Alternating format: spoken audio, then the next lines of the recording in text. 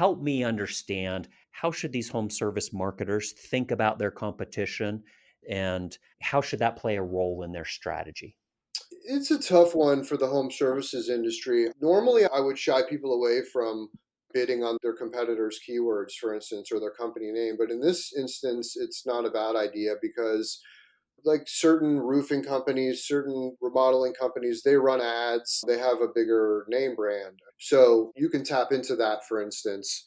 But it's risky. If I'm a roofing company like down here, Paul Baines Roofing has been around for years. They run a lot of TV. Everyone knows them. They've just been running TV for so long that they're just who you think of. So, as a roofing company wanting a little bit of that market share, you could make your ads come up when someone searches for their company name. Now, the problem with that is it sounds good in theory, but these could be previous customers looking for some customer service. They're still going to click on your ad, charge you $3, and then back up and go to Paul Baines' website. So it's risky. It's risky. Now, if you can get the clicks cheap enough, then maybe you can get some leads out of that and some inquiries out of that. They call it competitive bidding. It can be risky. So it's not what I would recommend first. It's kind of like a complementary to a comprehensive strategy.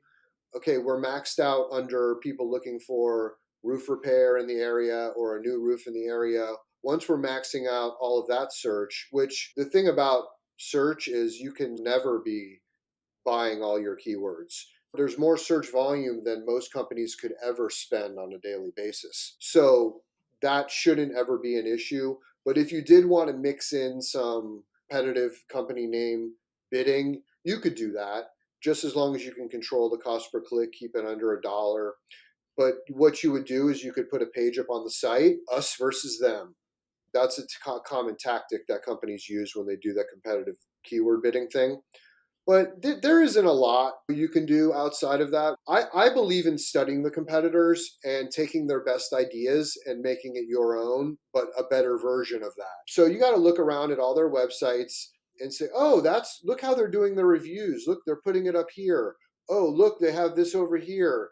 A lot of established companies have gone through a lot of website iterations and changes over time.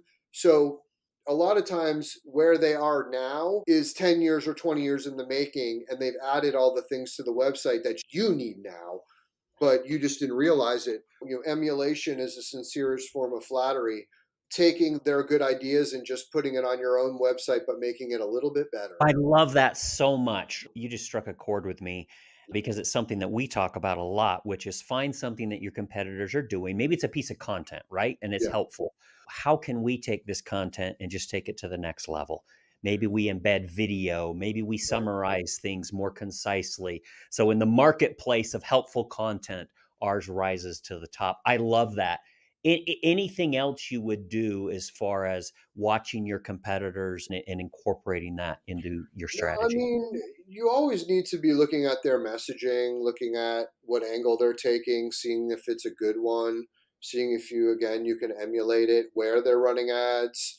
Okay, they're on TV. Maybe we need to be running a little bit of TV. Oh, they're showing up in the mailbox. Maybe we need to incorporate some postal in there, postcards triggered from the website visitors, trying to find things that they're not doing that you can do, like the triggered postcard thing or running retargeting ads where they're not.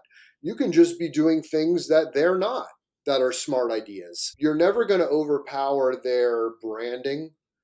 You're never going to be able to sort of steal people away, in my opinion, except maybe on a limited basis that could happen.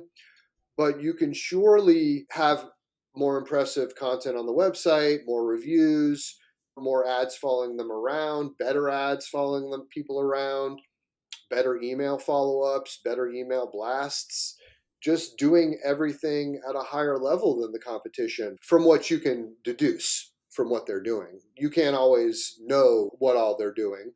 I don't believe in like obsessing on it at all. I definitely don't believe in it because I believe each company has to forge ahead there with their own.